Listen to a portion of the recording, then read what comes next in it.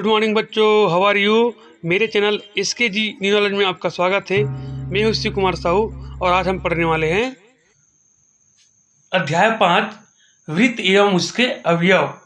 तो बच्चों, पिछले वाले वीडियो हमने जाना था वृत्त क्या है और उससे क्या क्या भाग होते हैं, जिसमें केंद्र, जीवा, त्रिज्या, व्यास, परिधि आदि के बारे में हमने जाना था। उसके बाद हमने देखा था चाप, लघु चाप और दीर्घ चाप।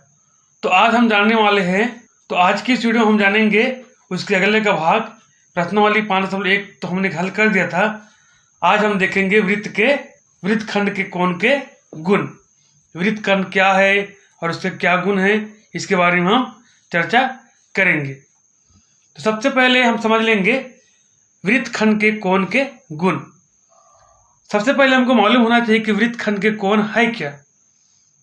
जैसे कि आपको यहाँ चित्र दिख रहा है, इसके बाद वृत्त में एक चाप है ए से लेकर के ई तक।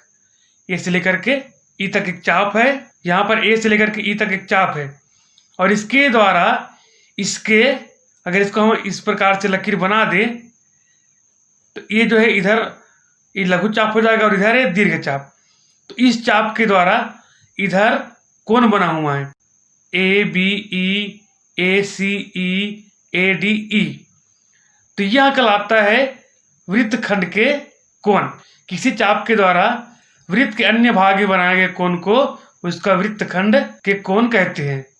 जैसे यहाँ पे हम देखेंगे तो यहाँ पे जो चाप है सी से लेकर के डी तक, और इसके द्वारा जो बनाया गया कोण क्या है, सी से लेकर यहाँ और डी से लेकर के यहाँ, सी ई डी।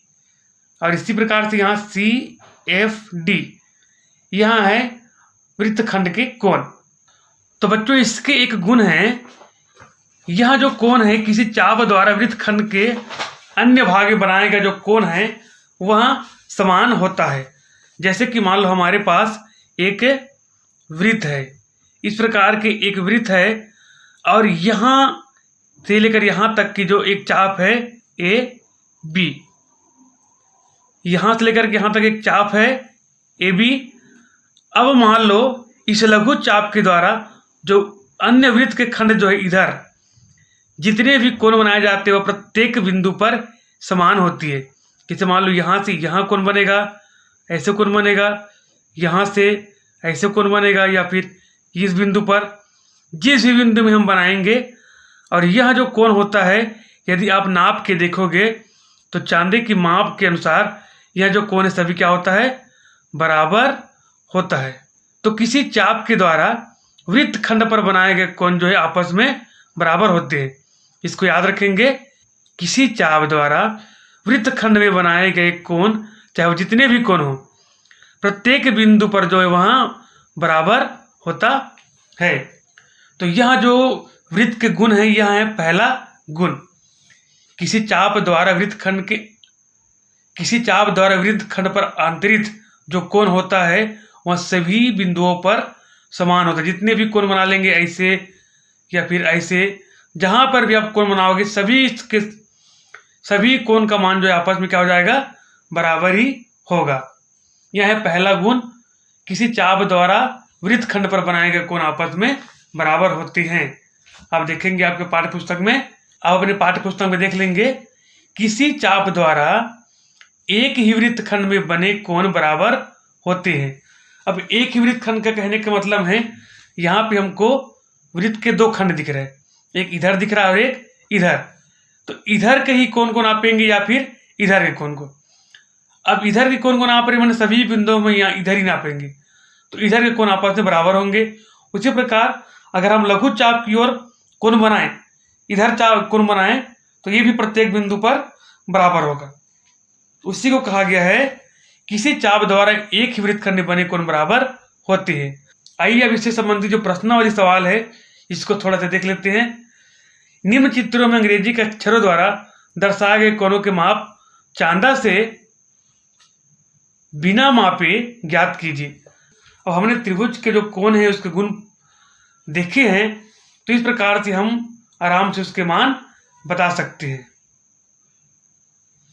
जैसे कि आप चित्र पहला में देखेंगे, यहाँ पे कोण ए का मान आप देख रहे हो इसका मान जो है 45 अंश दिया है। यहाँ से लेकर मान लो हमने इसका नाम ए और बी कर दिया, तो ए से लेकर के बी तक एक चाप है, इस प्रकार का हम मिला देंगे, एक चाप है। और इसके द्वारा वृत्तखंड पर आंतरिक कोण 2 कोण है, यहाँ वाला कोण और यहाँ वाला कोण। जब इस कोण का मान 45 अंश है तो इसका भी मान 45 अंश होगा, अतः कोण ए बराबर 45 अंश। क्योंकि किसी चाप द्वारा एक ही वृत्तखंड पर बनाए गए जो कोण हैं आपस में बराबर होते हैं, तो यहाँ 45 अंश, तो ये 45 अंश होगा। उसी प्रकार से इसको भी देखेंगे, यहाँ जो कोण y है ये 33 अंश होगा, यहाँ भी एक से जो है 33 अंश होगा, क्योंकि यहाँ से लेकर के जो यहाँ तक चाप है इसके द्वारा यह आंतरिक जो कोण है आपस में बराबर होंगे। ठीक उसी प्रकार चित्र तीसरा में देखेंगे, चाप हम यहाँ से लेकर के यहाँ तक चाप देखेंगे, तो इसके द्वारा जो बनाए गए कोण है यह वाला कोण और यह वाला कोण, तो इस कोण का मान 40 अंश है, तो इसका भी कोण कितना हो जाएगा, पी का मान 40 अंश। उसी प्रकार से यहाँ पर आप देखेंगे, यहाँ पे आपको मान लो हम यहाँ से लेकर के यहाँ तक की चाप लेते हैं, पहला चाप हम मान लो यहाँ से यहाँ लेते हैं, तो इसके द्वारा यहाँ पर कोण बन रहा है और यहाँ पर भी, तो इस कोण का मान 72 अंश है, तो m का मान भी 72 अंश ही होगा।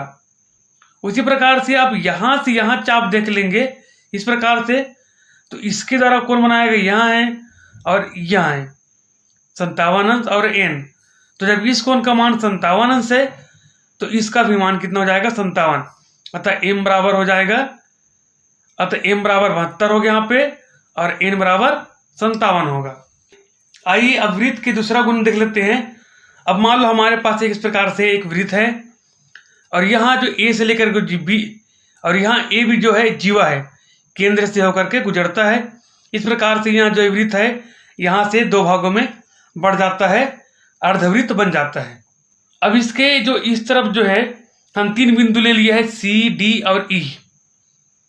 अब इसमें हमने जो कोण बना दिया है, अब यहाँ पे हमने इस चाप के द्वारा कोण बनाया है A C B, A D B, A E B. अगर इस कोण को हम चांदे से माप कर देखें तो प्रत्येक स्थिति में इसका मान जो है आप देख पाएंगे, इसका जो मान है प्रत्येक स्थिति में आपको 90 अंश ही प्राप्त होगा, प्रत्येक स्थिति में आपको 90 अंश ही मिलेगा। हर कोण सी डी ई सभी का मान 90 अंश प्राप्त होगा। अपनी पुस्तक में आप माप करके देख लेंगे। तो अर्धवृत्त संबंधित वृत्त का एक गुण है, अर्धवृत्त का कोण जो है समकोण होता है। इसको याद रखेंगे, अर्धवृत्त का कोण जो है समकोण होता है। यहाँ जो है अर्धवृत्त बना हुआ है और इसमें जो बना हुआ कोण है और इसमें इसके द्वारा जो आंतरिक कोण है, यह जो कोण है समकोण होता है, अर्थात 90 अंश का होता है। अब इधर ही बना देंगे इस प्रकार से, तो यह भी इसका भी मान जो है 90 अंश के बराबर होगा। तो याद रखेंगे अर्धवृत्त का जो कोण है समकोण होता है, अर्धवृत्त का कोण समकोण होता है। आगे हम देखेंगे लघुवृत्त खंड का कोण और दीर्घवृत्त खंड का कोण। लघुवृत्त खंड क्या है और दीर्घवृत्त खंड क्या है, तो आइए अब देख लेते हैं हम लघुवृत्त खंड और दीर्घवृत्त खंड क्या है। सबसे पहले हम जान लेते हैं लघुवृत्त खंड। तो मान लो हमारे पास एक वृत्त है, इस वृत्त में हमने यहां से लेकर यहां तक मान लो एक चाप ले लीजिए जिसका नाम है ए बी। अब यहां से लेकर यहां तक जो चाप है ए बी है और इधर से जो चाप है ए बी है, लेकिन यहां से लेकर जो यहां तक हम देख रहे इधर यहाँ जो है लघु छोटा है। अगर इसमें हम इस प्रकार से जीवा बना दे, एक भुजा खींच दे, तो आप देख पा रहे इधर की जो वृत्त का खंड है वह छोटा है, तो इधर के हम जो वृत्त है उसको बोलेंगे लघु वृत्त खंड। और जो बड़ा है जिधर वृत्त का जो खंड है जिसका जिस भाग में आपको बड़ा दिखाई दे रहा है उसके बोलेंगे हम दीर्घवृत्त खंड, दीर्घवृत्त खंड। तो यहाँ लघुवृत्त, तो इधर जो है लघुवृत्त खंड है और इधर दीर्घवृत्त खंड है। अब लघुवृत्त खंड और दीर्घवृत्त खंड में किसी चाप द्वारा बनाया गया जो कोण होता है उसके बारे में हम अगला गुण देख लेते हैं। मान लो यहाँ एक चाप है, तो इस चाप के द्वारा ये जो है लघु वृत्त है अर्थात छोटा वृत्त है, तो छोटा वृत्त की तरफ जो कोण बनाया जाता है, मान लो इधर कोण बनाया है और इधर जो है दीर्घ वृत्त है और दीर्घ वृत्त की तरफ एक कोण बनाया है। इस प्रकार से इधर जो कोण बना है लघु वृत्त का कोण है और इधर जो कोण बना है वह दीर्घ वृत्त का कोण है। अब दोनों कोण में अगर हम देखें, अगर हम इसके द्वारा बनाए गए जो कोण लघु वृत्त खंड में जो कोण बनाया गया है और दीर्घ वृत्त में जो कोण बनाया गया है, इसको अगर हम नाप करके देखें या अवलोकन करें तो आप पाएंगे प्रत्येक स्थिति में लघु वृत्त खंड पर बनाया गया जो कोण होता है वह हमेशा 90 अंश से ज्यादा होता है, अर्थात अधिक कोण, अर्थात क्या प्राप्त होता है, अधिक कोण। आप ध्यान देंगे दोनों विपरीत होता है। लघु वृत्त खंड में लघु वृत्त खंड में होता है अधिक कोण और इधर का जो वृत्त है वह दीर्घ वृत्त है, तो दीर्घ वृत्त में प्राप्त होता है आपको, तो दीर्घ वृत्त में प्राप्त हो जाएगा, हम देख पा रहे हैं इधर न्यून कोण, हमेशा क्या प्राप्त होता है, न्यून कोण। इसको याद रखेंगे, दोनों विपरीत है, लघु अर्थात छोटा लेकिन प्राप्त होता है आंतरिक कोण अधिक कोण, और दीर्घ अर्थात बड़ा, तो इधर वृत्त बड़ा है उधर अगर हम कोण बनाए किसी चाप के द्वारा तो उधर जो कोण बनता है वह 90 अंश से कम बनता है, न्यून कोण। तो लघु वृत्त के द्वारा अधिक कोण और दीर्घ वृत्त के द्वारा न्यून कोण।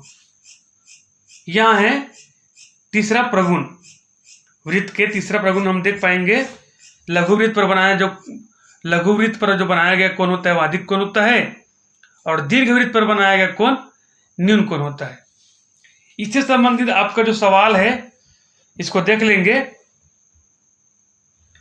इसमें आपको प्रश्नावली में सवाल दिया हुआ है कि रिक्त स्थानों की पूर्ति कीजिए। सबसे पहला दिया है लघु वृत्त खंड का कोण खाली स्थान है, न्यून कोण अधिक कोण।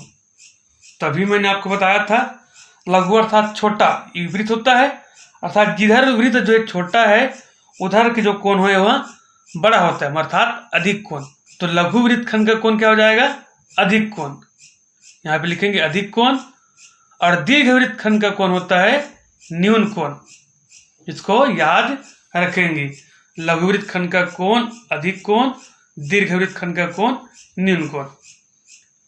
और अगला सवाल है, एक ही वृत्त खंड में लघु वृत्त खंड एवं संगत दीर्घ वृत्त खंड में बने कोणों का योग खाली स्थान अंश होता है 180, 270 कि 360। कहने का मतलब है, आप देख लेंगे चित्र में समझ लेंगे। मान लो हमारे पास एक वृत्त है, इस प्रकार से एक वृत्त है मान लो। अब इस यहाँ से यहाँ तक एक जीवा कटा हुआ एक चाप ले लेते हैं ए बी, इधर लघु वृत्त खंड है और इधर दीर्घ वृत्त खंड है। तो इसके द्वारा जो आंतरिक कोण है इस प्रकार से, तो इधर लघु वृत्त खंड में जो बना हुआ कोण अधिक कोण है और दीर्घ वृत्त खंड बना जो कोण है न्यून कोण है।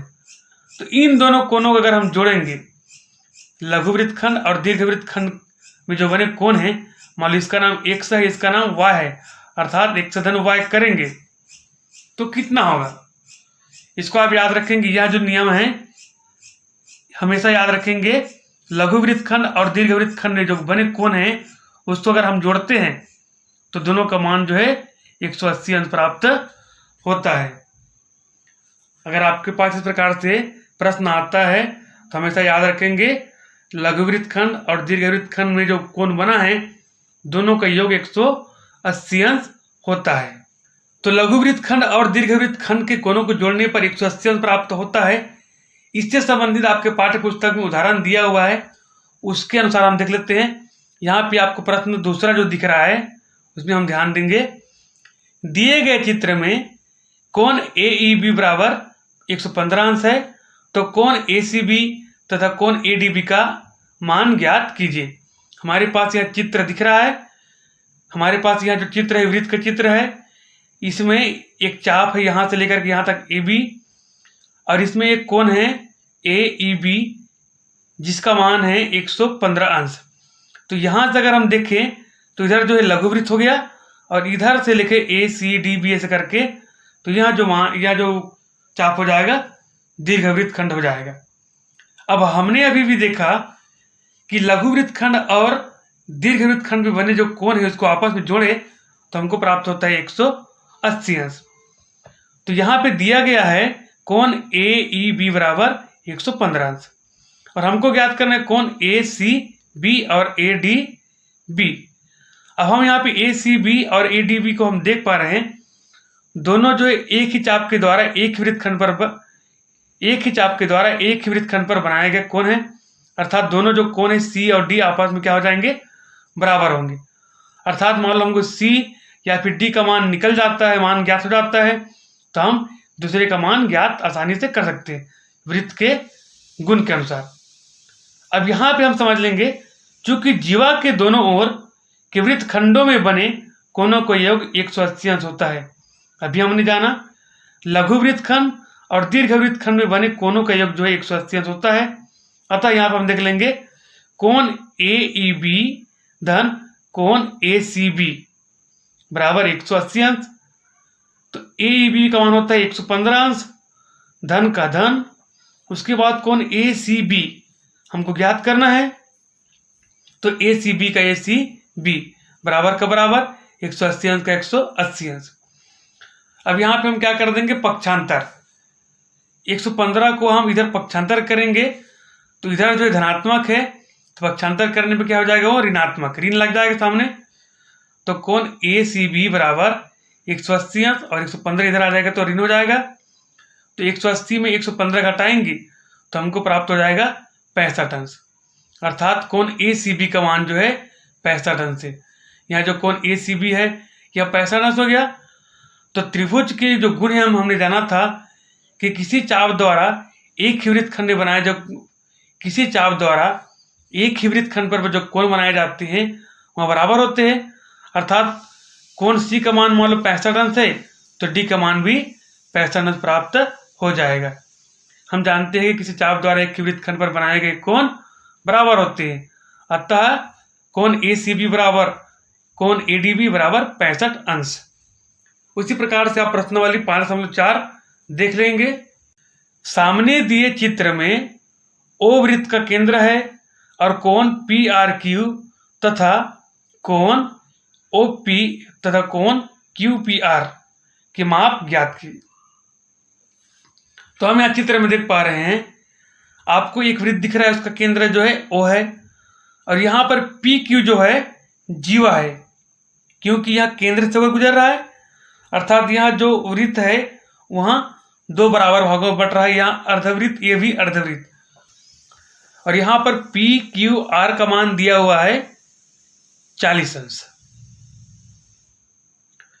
तो हमको बताना है इस कोण का मान और इस कोण का मान हमको बताना है। तो इस कोण का मान आप आसानी से निकाल सकते हो। कैसे?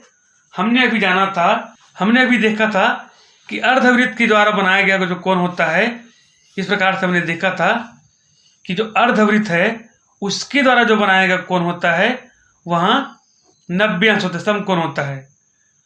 तो इस प्रकार से हम यहाँ पे देख पा रहे हैं, यह जो कोण अर्धवृत्त है यहाँ पे जो PQ है एक व्यास है, अर्थात इसको दो भागों में बांट रहा है, तो इसके द्वारा जो कोण बनाया गया R, इसका मान हो जाएगा 90 अंश। अब हमको ज्ञात करना है P का मान। तो हम देख लेंगे चित्र अनुसार, यहाँ पे हम बना दें चित्र को, ये हो गया O हो जाएगा, P Q और R का मान 90 अंश, इसका 40 अंश। तो यहाँ पे आप त्रिभुज का नियम लगाएंगे। हम जानते हैं त्रिभुज के तीनों कोणों का योग कितना होता है? तीनों कोणों का योग बराबर होता है 180 अंश। अब हमको यहाँ पे तीन कोण दिख रहा है, कोण P धन कोण Q धन कोण R बराबर 180 हो जाएगा। अब P का मान हमको ज्ञात करना है, तो कोण P का P धन Q का मान कितना है 40 और r का मान कितना हमने अभी ज्ञात किया 90 अंश बराबर 180 अंश।